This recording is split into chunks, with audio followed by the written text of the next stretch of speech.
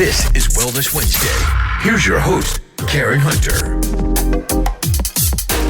Yes, welcome back. Welcome back. Hottest show in the galaxy is the Karen Hunter Show. We are here on SiriusXM Urban View, where talk empowers and becomes action. Reverend Dr. Debbie Turner Bell and Reverend Dr.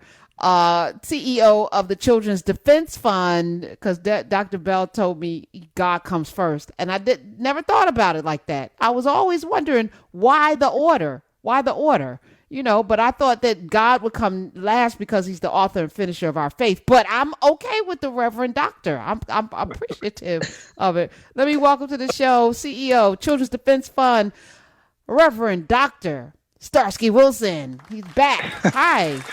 Hey, I'm so glad to be back with you, Karen. Great to meet you, Reverend Dr. Debbie, as well. Glad to be in. Nice to meet you as well, Reverend Doctor. I love y'all. Listen. Before I get into what you're here to talk about, I want to let people know the FDA just approved an overdose reversing drug over-the-counter sales. The Food and Drug Administration approved Narcan, which is an overdose reversing nasal spray, now over-the-counter, non-prescription. They greenlit it.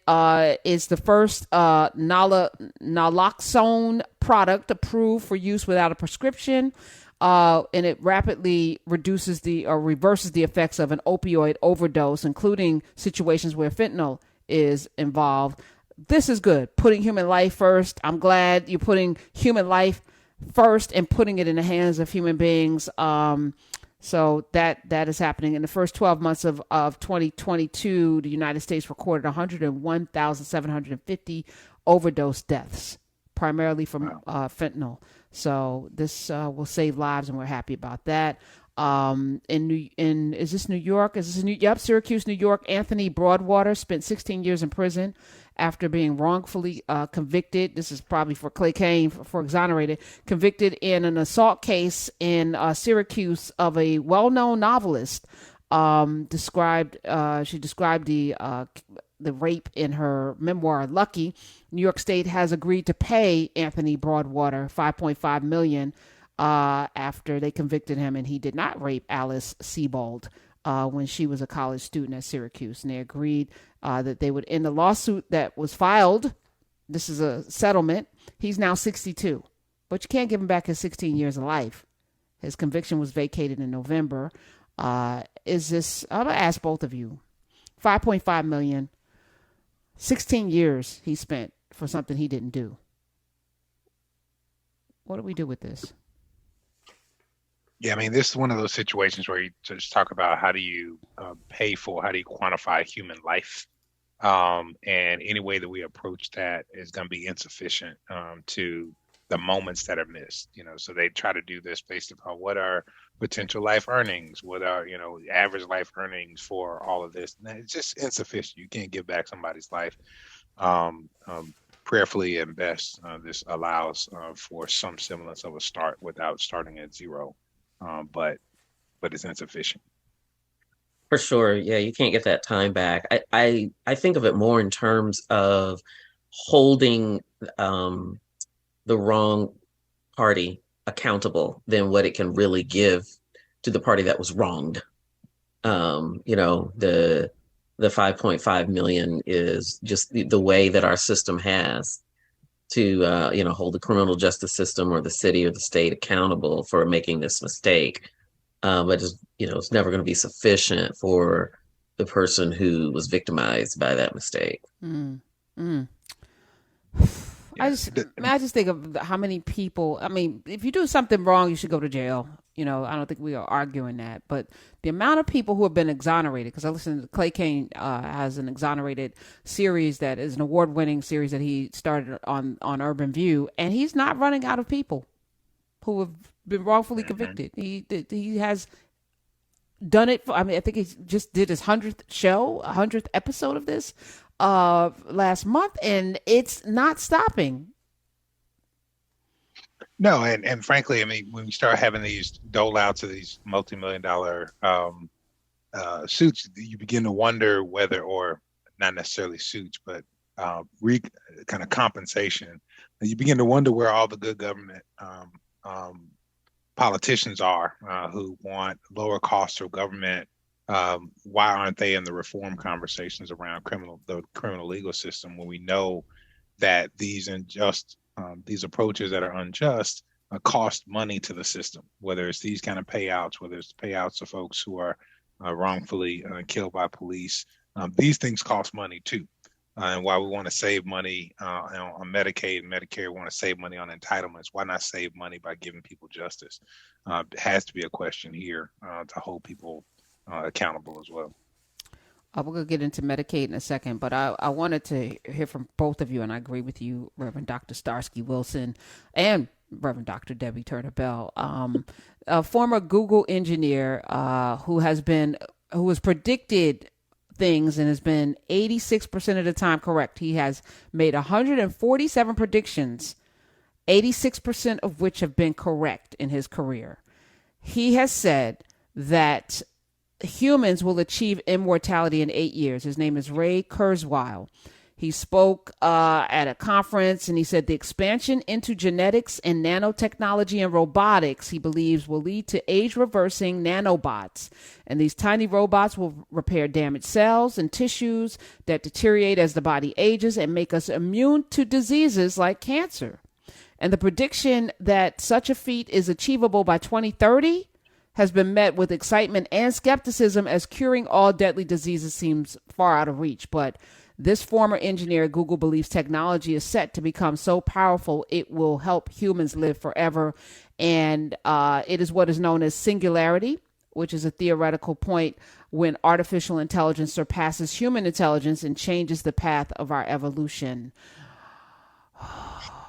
This is what y'all, come on now. Well, I mean, he might be right. I don't know. I don't know enough about the technology, to which he's referring, but I don't know if immortality is going to help us if we, burn to death because of climate change, or if half the country slides off into the ocean because the waters are rising, and all the other things that are happening. So that might be right, but we also don't know what else is coming that we haven't thought of, just like the novel coronavirus, COVID. We've never heard of it, never seen it.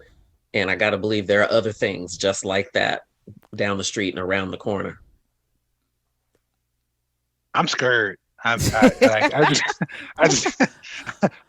don't know whether it's true, but frankly, I know it won't be accessible to my people. I thought I was like, yeah, and I to your point, I was like, the people who are going to have this technology are the ones that shouldn't live forever because they are destroying the world. But I got a little optimism because Elon Musk and Bill Gates, two problematic people, have said that we need to pause on this AI because it's out of control. We can't control it. They said it's a profound risk to society and humanity. Bill Gates, Steve Wozniak, Elon Musk, and dozens of other tech leaders, they published something called the Future of Life Institute, which was backed by Elon Musk. And it's a letter that came out 2 weeks after OpenAI announced the GPT-4, which is their more powerful version of the Chat GPT that all y'all are using. That I'm telling y'all stop me. And I'm being strategic about how I use it. I'm infiltrating. Like I'm very mindful. I'm not asking because I can Google search or research my own information. I don't need this thing, but I need to implant some things into it. I'm trying to implant humanity in this damn thing because it is completely scary to me that we have this space that y'all are just so willfully just clickety clackety and all and give y'all your goodness to. But in early tests, they were like, this is this level of it's just too profound and too accessible, and it's learning so quickly that we won't be able to control it. I think they're right. Yeah, I think they're right. I mean, again, not a group of people that I would necessarily consider. I'm surprised they agree with one another on the point. Not necessarily a group I would amen and hallelujah after a lot when you put all those names together. But I think they're right about this, we're not prepared for AI in its iterations at this point. And I say we as a nation, we as a Western society, we as a people that I care about, who are twice kissed by God's son. for what this means as far as the shifts in how the economy works. A lot of us got left behind. We start talking about the kind of service economy, knowledge economy, we left behind when we're talking about greening the economy. We start talking about things like Chat GPT and AI. We're absolutely not ready. So we've got to get ready. I'm glad you are infiltrating Chat GPT. I'm not ready yet. Somebody scared me at a talk because they showed it to me at a university where I was about to give a talk, and I didn't know anything about it. And a professor asked Chat GPT to write my introduction, and it immediately came up with an introduction for me that was wholly accurate, drawn from different sources and the like. And I knew that I needed to learn more. But again, I was afraid. So I got to figure this out. I need an approach to it. If we're not doing that, if you're not feeding it humanity and love, and if you're not feeding it, then it's not going to have it, right? So we can't run away from it. At the same time, we have to be strategic about how we use it. We have to be mindful. Like some of us are just in it because it's convenient, but every convenience comes with a cost. And if you're going to play in this game, think about your contribution to humanity 100 years from now. Like if you're going to be in this space feeding it, what will somebody get on the other side when it comes out? And so that's what I'm like every day I make a commitment to go in and give it something human and make it ponder something human and spit it back to me. Like that's so smart. You make me feel better about it. Well, it's not going anywhere, Dr. Debbie Turner Bell. It's not going anywhere. So like every other technology, to Dr. Starsky's point, we're going to be left out, right? Because we care about playing music and basketball, and we're not forcing our children into this tech space. We're not forcing our children into coding. We're not forcing them into this space where they can be like the IBM women. I was just telling somebody, that Hidden Figures scene where Octavia Spencer went to the library and stole that book, and then came back and taught all of the women who were going to lose their jobs how to program this machine that's going to replace them. And they were the ones that they needed because those folk didn't even know how to program it. But she studied that and taught. This is how we have to approach this, or else it's going to, overtake us, and then we're going to be slaves to it. We already had slavery. Stop. Like, I'm not going back. Okay. And I don't feel like being Harriet Tubman again. Like she did that already. Let's get ahead of this so that we're not, in that position again. Yeah. Yeah. I think I'm with Dr. Starsky. It is scary. Of course, when I say the word scary, I think, that perfect love casts out all fear. I fear nothing but God, but it really is concerning, and I think, yes, the technology is ahead of the human's ability to regulate it ethically. That's the problem. That's right. Our laws are still lagging behind the World Wide Web, let alone artificial intelligence. And so that's what concerns me is, we don't have laws, regulations in place to contain it. And it doesn't seem like anybody's worried about doing that. I mean, our lawmakers are 99 years old, so they don't even know what the hell.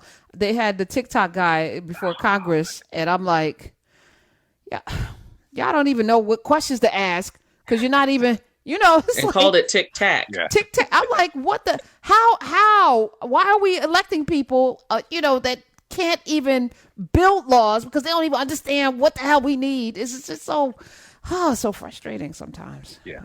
Yeah. The most fun thing is to watch it, to talk to an 18-year-old. So this my son's 17. He'll turn 18 this week. He watched some of the hearings or saw clips come up on social media, and he was just, oh man, he went in so hard on them not being able to frame the questions. Right. So my phone can do just answer the question. Well, sir, I don't know enough about your phone. No. This phone, it can do this. You could tell that the Congress people had no idea what they were talking about. They, perhaps they had the notes from their staffers because, people under 30 run the Hill. They do right. That's what's like, where were the interns? Right. That's right. They didn't prepare them well at all. They gave notes. They just didn't walk them through it. Yeah, I think they set them up on purpose because they probably are just as frustrated as the rest of us that they even have to be an intern to somebody so ignorant. So go ahead on out there, see what that looks like. We're here with Dr. Starsky Wilson and, of course, Dr. Debbie Turner Bell. Obamacare has just been added to North Carolina. Did you see that? North Carolina became, so now there are 10, they just decided that Obamacare is good. People need health care. So, yay. 13 years late. 13 years in. Right. Well, yes. Well, so Texas, Louisiana, Florida, Georgia, come on through, Georgia, Alabama, Mississippi. What the hell? What is going on with them that they are still, so it's 10 states still holding out that they don't need health care. And Arkansas, ironically, has Obamacare. I was like, interesting. But as we talk about Medicare and Medicaid and, all of these services that people feel like are welfare, that my tax dollars are going to, what's your take on the resistance, but also now it seems like people are understanding that maybe we need these services? Yeah, I mean, frankly, part of the calculus that's changed. Glad to see the win in North Carolina. Glad the conversation is changing. What's really significant about what happened in North Carolina is that it was actually the legislature that led to adopting Medicaid. And in the holdout states like Missouri and other places, we tended to have to get it by ballot initiative. So organizers had to invest resources, philanthropy had to invest resources, places like Nebraska, in order to get it done that way. So here, the actual legislature, Republican-led legislature, helped to negotiate to get this. They finally realized, frankly, I think the rationale, the logic was always there that number one, people needed access to healthcare. People understood that. Number two, it was always the case that states were winning on this because of Obamacare. So they were losing money by not doing it to care for their states. That rationale has always been there. Two things have changed. Number one, they saw the closure of rural hospitals. They recognized this wasn't an urban Black thing. This was actually all of them, in the infrastructure in rural parts of states began to fall down around them. And they began to hear from constituents that some of these Republican legislators care about more than others. Number two, the political animus changed. They weren't looking up, and I'll just name it. They're not looking up at Obama having to accept this and make a political calculation that is something that he got done. So here now, 6 years post his tenure, we began to advance something that was good for members for people in these states. When he enacted it 13 years ago. So hopefully this trend carries to other states. Now the political shift has changed. But of course, we need to continue to push in those states as well, and not assume that folks are going to do this. But we need to continue to press legislators in all of these 10 holdout states. Dr. Starsky, as much as you can see, because there were some flaws to the Affordable Care Act, and it was clunky. It was expensive for young people. Have many of those bugs been fixed now? Yeah, there were a couple of things. I mean, frankly, rollout was the most significant challenge. And the fact that it was structured to go through the states was the next. So again, there's political animus there. When you got people in the states who don't want it, then they make it hard for people to get it. Most significant way that you get it is Medicaid expansion in your state. So making that process procedurally difficult for people was also a way to hold up a political argument against giving people access to the healing touch of these systems. And so I think a lot of that has worked its way through. Clearly, the rollout issues have been improved upon. There's stuff like a bad website, those kind of things. But also, how does this settle into the cost for markets? And I think also healthcare providers and systems began to see how they could spread costs, react to the cost structures by caring for their different geographies in different ways. So they recognize that they got savings in one place that they could spend in other places. And uninsured care, they began to partner helpfully between healthcare systems and networks of federally qualified health centers to make sure there was a continuum of care for people, not missing people. And then, of course, the acceleration during the pandemic, the acceleration of additional federal support to provide access to people through Medicaid and CHIP also helped people to see the need for it, to adopt and engage in it, and help the markets to adjust to it. So I think we're in a much better place than we were 13 years ago. And hopefully we can say that about every aspect of our lives, but we can definitely say it here. Yeah, absolutely. I wonder, are there enough people, part of the design of the Affordable Care Act was that with high numbers of young, healthy participants in it was what was going to fund it and make it go. And that was difficult for a lot of young people. Are we getting the participation that we need to keep it solvent and keep it accessible? Or is it because of the things you just mentioned with the infusion of federal money, post-COVID, that is helping it now? Yeah, I think that there are more people participating in the marketplaces, and there's more people with access to coverage. I mean, I think it's helpful to recall that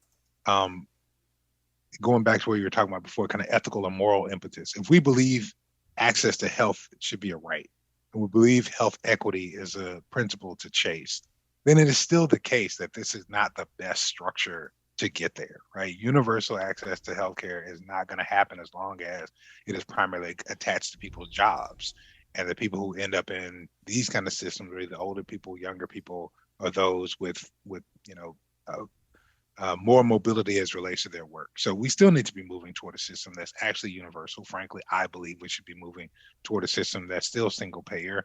And some of what we have in these expansions gets us closer, but we're not yet there to say that healthcare, health access, or a healthy life is a right in the United States of America. We won't get there with this structure. Mm. How do we, the people, besides electing folk that care, that's number one. That means we have to elect, which means we have to vote, which might be step 10 in a 11-point power plan. But, how do we get people engaged? Because it feels like, we don't fill out the census because we think the government's surveilling us, which they are, but they're surveilling you through your phone. The census is about resources, right? So we don't have enough for our schools. We don't have enough for the hospitals. We don't have enough for transportation because our numbers are counted much lower because we don't fill out the census. So, and that comes around every 10 years. So we got a 10-year drought. We have infrastructure issues. We don't elect people who care enough. So we may have a governor change our water source, or we may have a city council that could give a damn about us and put us in harm's way. Education, to me, is flawed on so many levels, but we don't have enough people on the school board to make a difference there. And then you have states like Florida, Texas, whatever, where they're telling you what books your kids can read and what history. They allowed a child to disrupt the whole course. And they canceled the course because one kid felt uncomfortable. What? Tell that kid to drop the class. Why did the rest of the kids have to suffer? But it's insanity what's going on now. What advice do you have for us to help make it a little bit better where we are? Yeah, I mean, I think that's it. First and foremost, you got to drop a bucket where you are, and begin to build alternatives that make it better for you, your children, your kin, your church folks. Including systems where we begin to take care of ourselves. And I don't say that as a separationist. I just say, we learn in local community how the things that we need to try to scale into these systems. And while we press those systems and continue to try to engage them, while we ought to fully enroll in and access all the things that we have paid for with our taxes, frankly, I'm not saying to not do those things, get everything you and your people have paid for, by fully engaging these systems, by pressing them to serve you best, by making sure they ask the question, how might I serve you? And then actually delivering on that. We actually need to be building systems of sufficiency within our communities and then inviting the systems to replicate that. Let's prove what works and how we take care of one another, and then show the systems how to get it done. Whether that's around education, whether that's around health, whether that's around mutual aid in our communities. We have approaches to test these things, and we should do that, taking care of our folks. And then we should offer those as solutions into these systems. I spent a good part of the afternoon with the leadership of the Administration for Children and Families, with their first national convening on how to build an inclusive human services system. I'm glad they're doing that work. And part of what we're talking about was how you make sure that we don't lose access to things. And some of it is saying, hey, look, I'm glad y'all rolled out things like the the child tax credit, but we know a higher percentage of people who made more money got access to it if they were eligible than people who made lower resources, because you didn't bring it to us in the places where we are. So you need to bring that to our communities. If we're at church, you need to be at church. If we're at rec centers, you need to be at rec centers. So those systems, we need to continue to say, come to us, but we also need to be leaning in to say, this is what we need to go to them and say, this is what works for us. So at every level of our society, but starting at the local.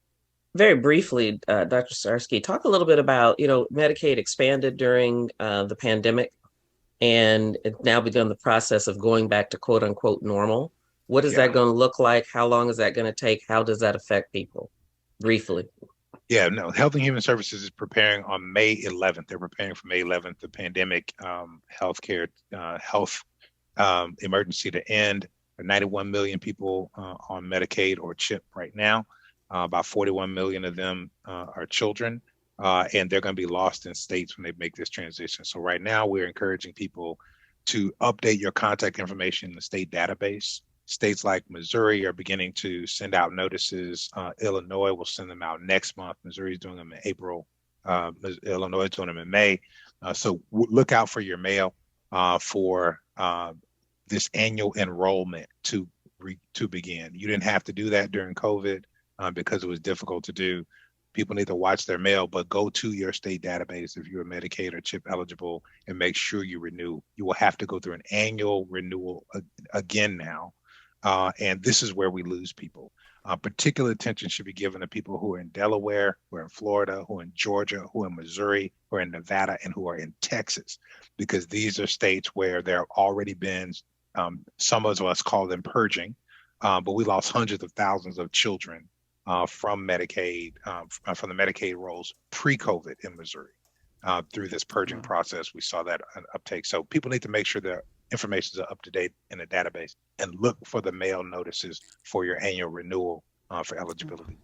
Thank you. That is a public service. You are doing the Lord's work, Reverend Dr. Starsky Wilson.